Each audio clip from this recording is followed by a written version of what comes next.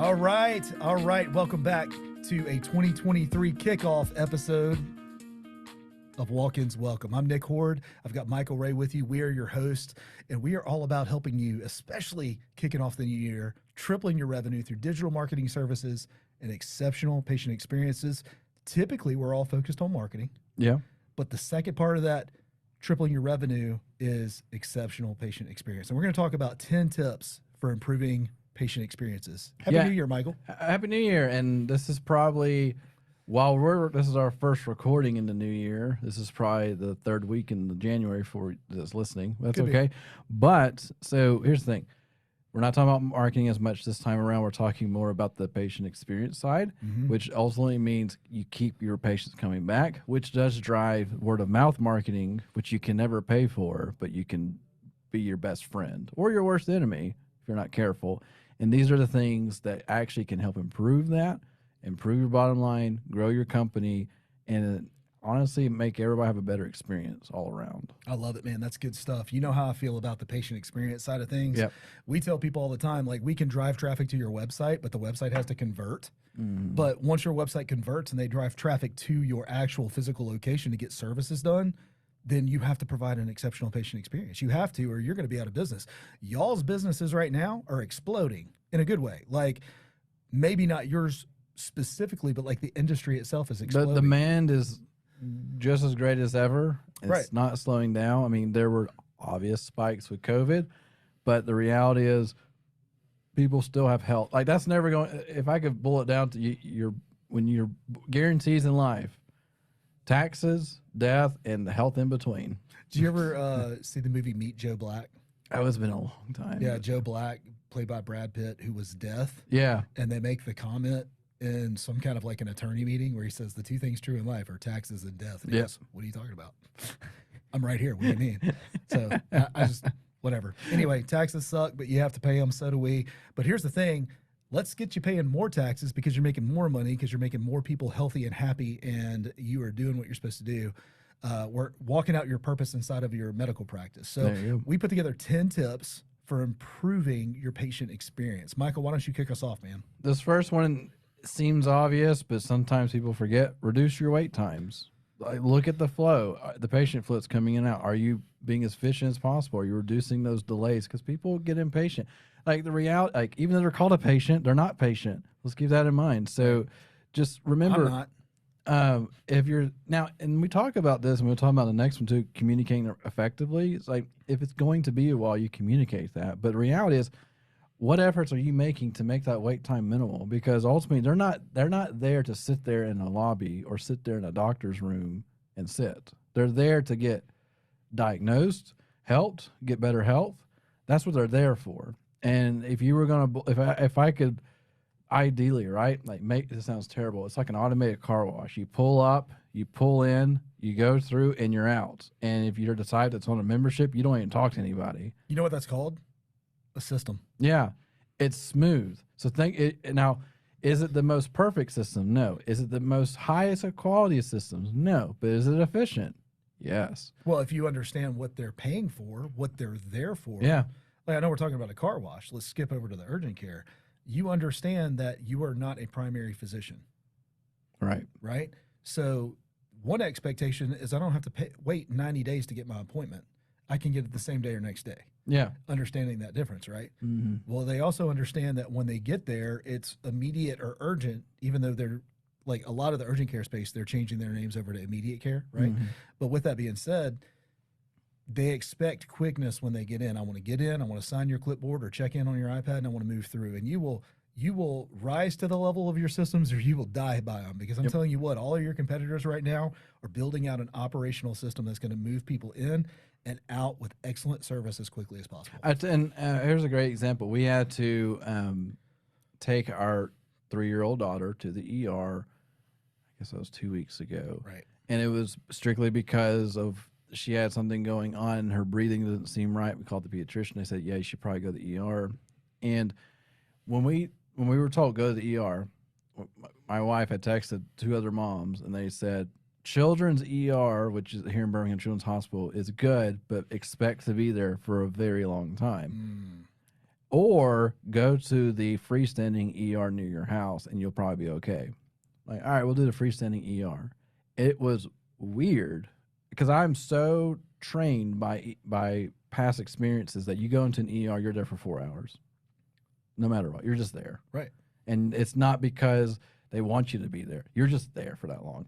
So I go in, Courtney and Addie get Just there. like nobody else in the lobby. And Yeah. You're there for 4 hours. Yeah, and so like I go in, and Courtney and Addie got in there like 5 minutes before I did. So I was like, "Where are they?" Like I don't see them. And so we went to the restroom, came back. So I sat down beside them. So they've only been there for 5 minutes. I sat down beside them, and we were about to pull out a device to distract Addie. And he said, "Addie Ray, Addie Ray." Like, "Yeah, it's over here." Oh, they're probably just asking for paperwork. No, come on back. Mm-hmm. They're like, "Oh, okay, here, come on, Addie." And we go back. All right, here's your room. All right. And then like, okay, now we're gonna wait again. And then they triage us and all that stuff. And then from getting in there to like, I have a child that needs some assistance, to leaving with a prescription to be filled after X-rays and all these things, an hour. And that included initial treatment from the, like what they basically came up with a prescription in the ER to give to her to get going. Everything an hour. All right, urgent cares. Let me tell you what we want. There was an a ER time on a Monday morning. There was a time back in the day where if you didn't deliver my pizza in 30 minutes or less, my pizza was free. Why can't we have 1 hour urgent care? Yeah, right. I'm just saying, like somebody could build that into a system, and boom, you just niched out a market, and you're going to smoke your competitors. So let's move on, or we'll draw this because we got 10 points today. So better communication with your parents. Deliver Patience.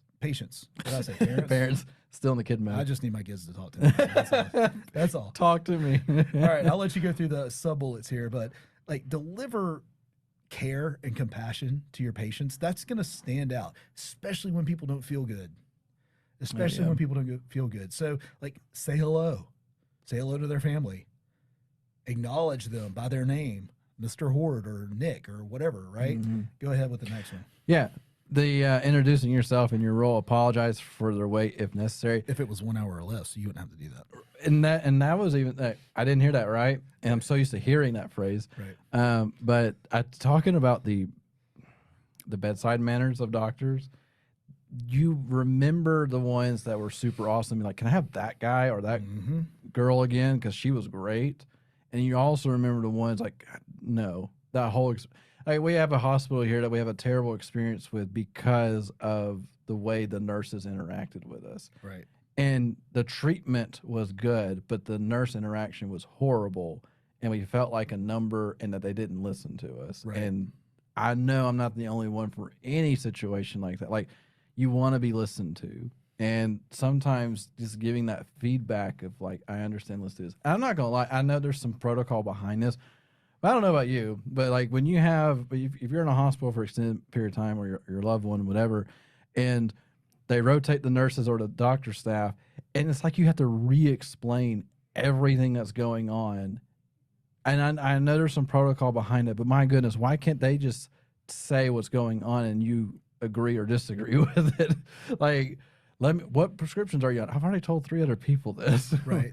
What's your symptoms? Or why are we going over this again? You have a chart in front of you. Anyway, so read the chart. We'll add that as a bullet point. Like read the chart before you walk into the room. Yeah, that'd be great. Become prepared. Right. Oh, so we're talking about this today. So you don't feeling good? Let's take a look. I love. We have a pediatrician. It's pretty good. Like she comes in and she's like, "All right, Miss Addie. So we're doing this, aren't we? Let's take a look." And she's like. About the patient, not about the, like, let me talk to the patient, anyway, different world. Start the conversation with something non-medical. Now, obviously, there's some situations you can't do that where you can't make a joke and someone's arm is bleeding out. Right. but reality is build that rapport a little bit. This is maybe the first time they've ever interacted with you as a doctor, and you want to make sure, like, I'm a human too. Let's just have a little side chat conversation. If you're a pediatrician type of thing, saying if you see something on their shirt that like, oh, are you a big Bluey fan? We were talking about Bluey earlier this week. And how it's for adults. I remember. You gotta go watch an episode or two. It's pretty good. But just like kind of keep things more relaxed because chances are they're in there in the doctor's office of some sort. There's some stress there that's going on, and you want to defuse the situation as much as you can, not just provide care. Right. And then finally, acknowledge their concerns. See the encounter. See the encounter through the eyes of the patient. So making sure that it's not just pure cold, yes, you're a patient. Yep, that's what's wrong with you. All right, here's the bye, and just move on. Like I saw a little bit of that just to hear at the ER thing where we're talking to the doctor that's looking at it, and she just stopped talking to us. Mm-hmm. I'm like, why? And she's staring at her kid.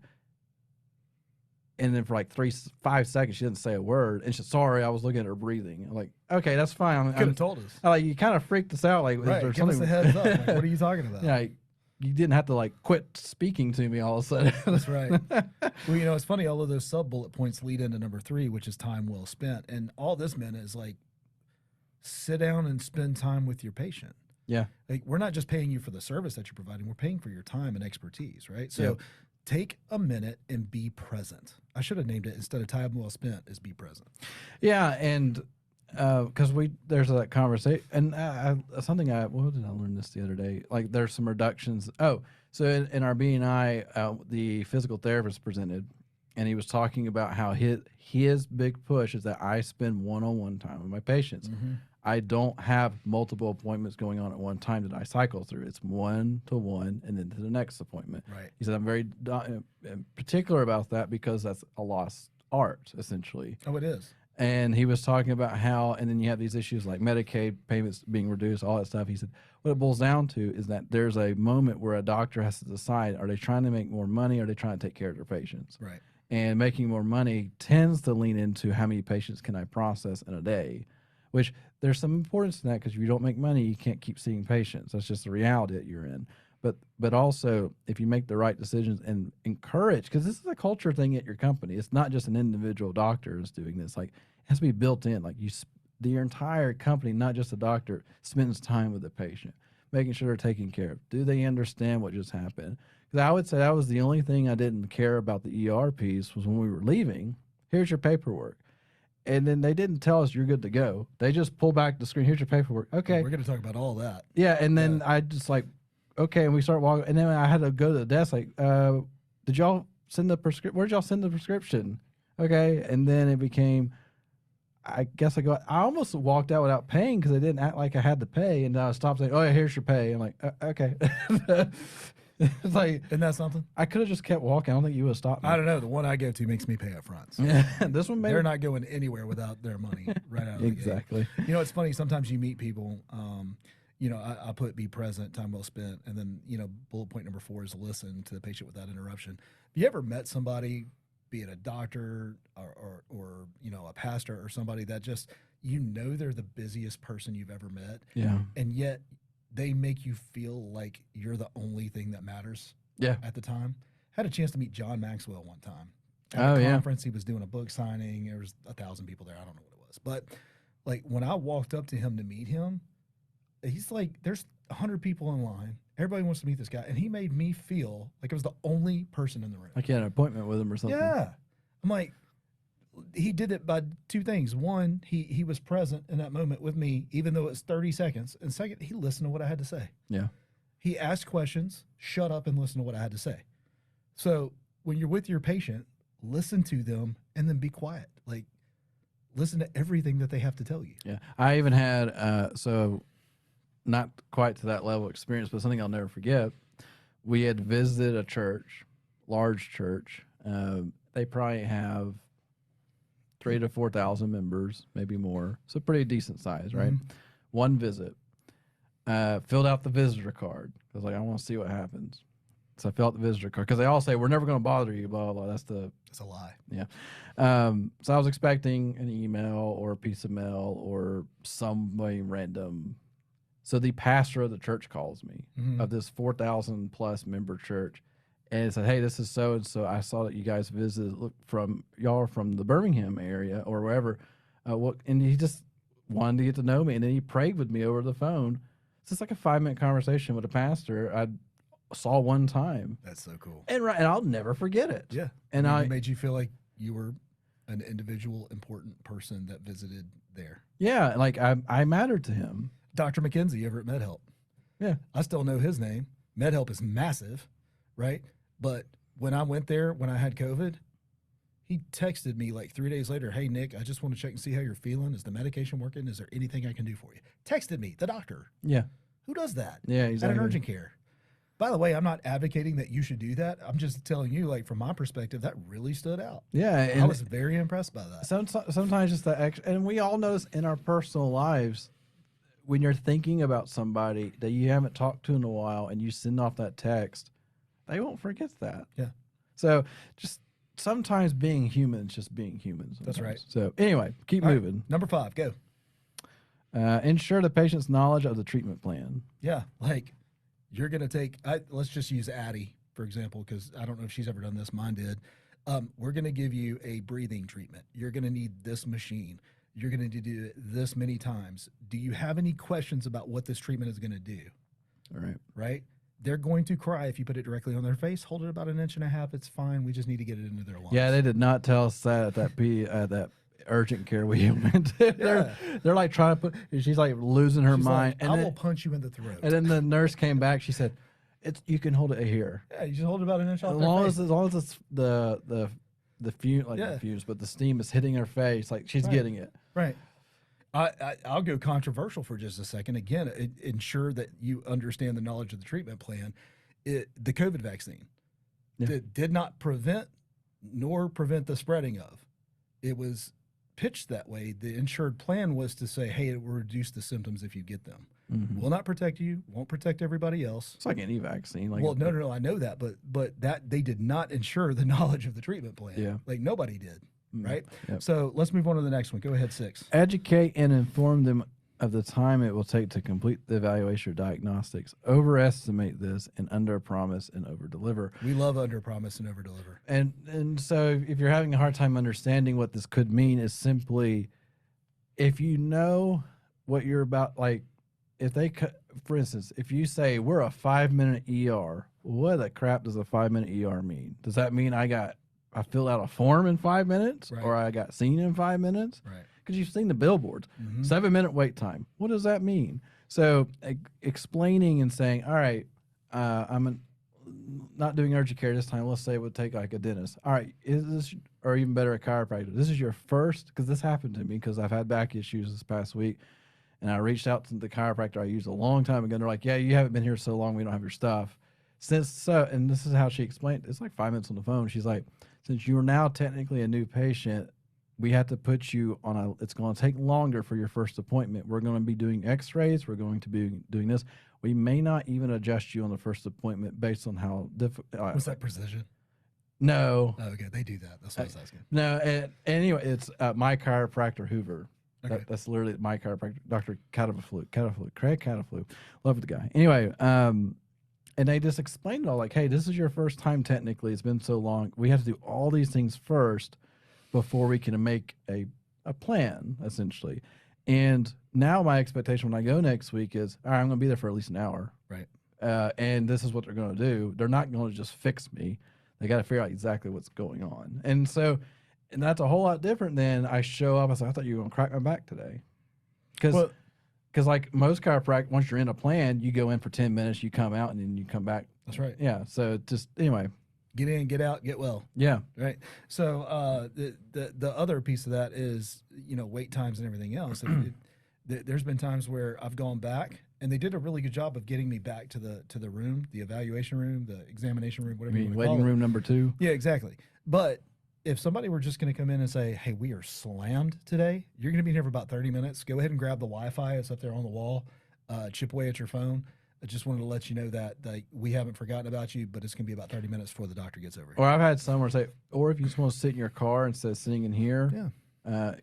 Our pediatrician did that for a long time during the height of COVID. Like, hey, we don't want people to get sick from other things. We're having everyone sit in their car. We will text you right before you're ready to come in. Right. And you just sit there and you're good. And with a child, it's easier because they're locked into a car seat. You're not having to fight them the whole time. And that was number 7, by the way, is like communicate those delays. Yeah. And it's okay to over communicate a little bit Right. in this situation because people don't know what's going on. They start making assumptions, and then you start to lose when they start making assumptions. Right. All right, that moves forward to number 8, comfort levels. Address the patient's comfort. It's funny. I've got an autistic child. You know that already. the reason I bring that up is because when our doctors and psychiatrists are dealing with him, in a medical practice, they're like, rate your pain from a 1 to 10, right? Yeah. So they put a picture in front of him, and it's got all these different emojis that he understands: sad face, mad face, neutral face, Pretty slick. scared, and they're like, just which one of these are you? It's Right? literally what we did in our weekly report thing that we're trying out. Yeah, it's a level 3 emojis. Right? It's like, I'm happy, I'm sad, die on a fire. Like, it could be either one of those. Who knows? But the point is like, they want to know, like, tell me how you are, tell me how you feel, and just like sum it up real quick. Comfort levels are the same way. Are you comfortable? Are you uncomfortable? Are you in pain? Are you in a lot of pain? Yeah, I mean, the last thing you want is somebody's in a lot of pain from sitting, and you have them sit in a waiting room for 2 hours. That's right. That doesn't work. That's right. So Now, the number 9 that you brought up earlier is like next steps. You were talking about that, right? Like, you're going to go down the hall, you're going to meet the person, they're going to take this. I don't know about you, but I've had it happen so many times where we're done and they open the door to the exam room you've been in. They don't even tell you to follow them; they just leave it open. And it's always, do we leave? Is this it? And I ask, do we leave? And I ask too, like, are we good to go? Are we waiting? Like, because Here's a tip: if I have to ask you if it's time to leave, you didn't tell me enough. I hope y'all heard that noise. Anyway. Yeah, I mean, seriously, like, if I don't understand what I'm supposed to do next, you failed. You failed. It is so funny because, like, you and I have both, we've been in the professional selling world for quite a long time, and providing and in initiating next steps. What do I teach?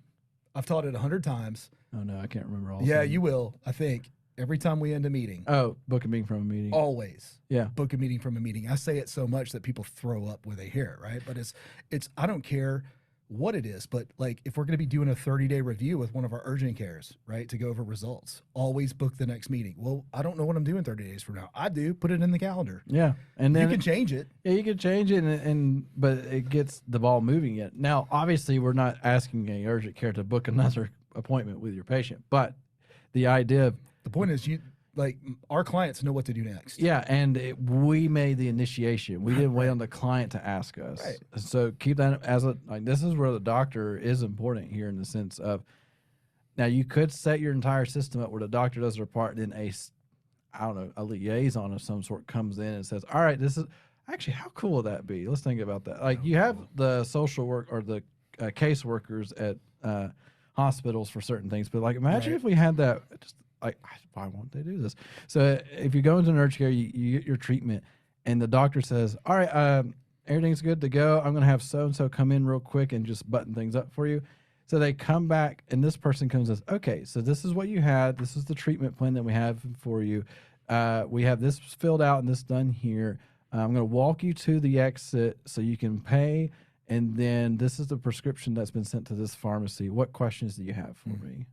And that's literally like 15 seconds. Like, it's not a whole, and then it's like, oh, perfect. Now I know what I'm doing.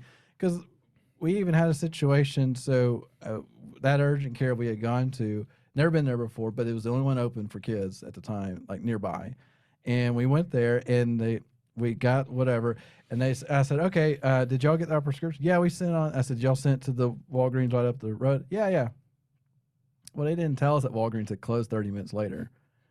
So you didn't get your prescription until the next day. Till the next day, because we had no idea. Right. And then so that's one. And the other one was we had something else, and they sent it to the wrong Walgreens. Mm-hmm. And so we're like, you know what? I think we're done with Walgreens. So we're going to move on. I'm not 100% sure that was a Walgreens. It wasn't, but it was one of those. Obviously, if there's 3 Walgreens within driving distance, they don't know which one to pick, even though if you told them it's that one. Yeah. Well, I mean, when they're on every corner, what do you do?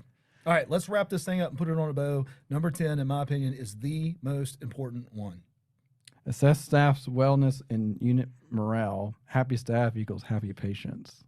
Y'all, if you want to provide an exceptional patient experience, deliver an exceptional team. Yeah, you can't make a bad team have good. I mean, it's like comparing a Chick-fil-A to a McDonald's or a Taco Bell or something. Like, there's the morale at those places make all the difference in your experience as a customer 9 times. And I'm not trying to beat up anybody, but You know, if you go to Chick-fil-A, they're all smiling, my pleasure, all these things, and they're all happy to be there. At least they appear to be, and it's all efficient and it works. Right. You go to McDonald's, you get the automated thing go up, and then you get the real person talking to you, and they don't want to be there. That's right. Or the worst experience I've ever actually had was at an Arby's of all places, and the manager, she didn't know what was going on, so they were yelling in the back. We could see from the front because the way the store was laid up, yelling at the manager, complaining, and the manager yelling back like go outside, like please leave. In my head, I don't know about you, when you go to a place, you're like, what's wrong with this place? Oh, every time I walk into a Walmart. Exactly.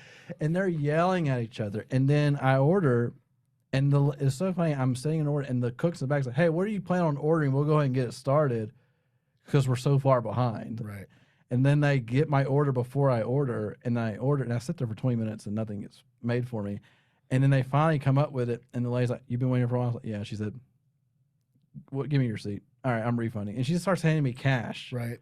I'm like, that's cool, but I don't want to ever come back here. Yeah, I still want my food. And then you go to Jimmy John's and your sandwich is made before you can get your mouth open. Or you're trying to pay for it. Yeah, it's like, here's your sandwich. All right. Oh, thanks. Yeah. Look, we've gone a little long on this, and I've got one other thing I want to talk about before we wrap up. Any more thoughts on the 10 tips to improve your patient experience, Michael? Go. Just simply, these are all things that you can implement. Chances are it's all happening, but you're not paying attention to it. Right. So it's just how well is it happening, and what can I do to improve it? Because every single thing we just talked about is occurring, but it may not be occurring the way you want it to. So keep that in mind, that wait times, communication, listening, education, and process of letting people leave and how that looks, it's all actually there. It's all happening, but you may not be paying attention to it. Love it. That's good info. All right, let me switch gears on you just a second, and then we'll take it out, okay? So on February 13th, we are launching our very first book. All right, I'm excited. It's called Walk-Ins Welcome. Shocker, right out of the podcast. And it is the definitive playbook on how to triple your revenue through digital marketing services for urgent care and patient care businesses. Listen, we're not going to give it away. We're going to give it to you for 99 cents. Why are we going to do that? Learned a lesson back in high school that we used to have a free newspaper that the school produced, and nobody would read it. Nobody cared. And then when I was a sophomore, they started charging $1 for it. Not only did everybody read it, everybody paid for it, and everybody kept it. Yeah. Like they started paying attention. I want to put it in your hands for 99 cents so that you will take action on the content that we put in there. So Michael has been all through this book. Hannah has been all through this book. I have been all through this book. We have put our very best content together to help you grow your practice. So if you go to offer.patientcaremarketingpros.com/book, we will drop that link inside of our show notes. All right, but that link will take you to a landing page because it hasn't launched yet, but we're going to send you a code that'll allow you to get that book on Kindle for 99 cents. All right. Yeah. And it's one of those things too, like it's been something we've been working on for quite a while. Right. And we're excited to release that. Also, we're going to be out in Vegas in April, which is going to be awesome with the Urgent Care Association. We even have an opportunity to talk to the urgent care members on a webinar. That webinar may actually happen before this episode airs, but just keep that in mind. I do replays. So if you are a UCA member, there will be a replay of a webinar that we're talking about 2023 internet marketing, what you need to be doing. So this is a fun year. We're going to have a blast, and we're so glad you're on this journey with us from our podcast standpoint, and we can't wait to see what the year does. With that, I never want to miss an opportunity to tell you how much what you do matters, the impact that you're making on your communities, and we hope that this podcast is a benefit and a blessing to you. If it is, share it with somebody, tell somebody about it, and if you hate it, tell 2 or 3 people, even better. Hey, look, we hope you have a great week, and we will see you next time.